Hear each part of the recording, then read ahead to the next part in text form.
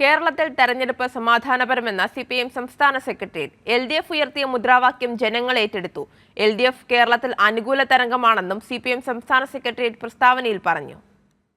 UDFന്റെയും BJPയുടെയും കള്ളപ്രചാരണങ്ങളെയും മദ്യവും പണവും ഒഴുക്കി തെരഞ്ഞെടുപ്പ് അട്ടിമറിക്കാനുള്ള ശ്രമങ്ങളെയും അതിജീവിച്ച് സമാധാനപൂർണമായാണ് കേരളത്തിൽ പോളിംഗ് പൂർത്തിയാക്കിയത്. കനത്ത ചൂടിനെ അവഗണിച്ച് വോട്ട് ചെയ്യാനെത്തിയ മുഴുവൻ വോട്ടർമാരെയും CPM സംസ്ഥാന സെക്രട്ടേറിയറ്റ് അഭിവാദ്യം ചെയ്തു.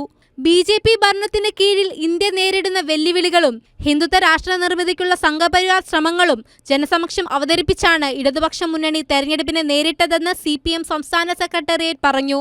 കേന്ദ്ര സർക്കാരിന്റെ ജനവിരുദ്ധ നിലപാടുകളെയും നിയമനിർമ്മാണങ്ങളെയും ശക്തമായി എതിർക്കാൻ ഇടതുപക്ഷത്തിന്റെ സാന്നിധ്യം പാർലമെന്റിൽ അത്യന്താപേക്ഷിതമാണെന്ന് വോട്ടർമാരെ ബോധ്യപ്പെടുത്താനും LDFനായി.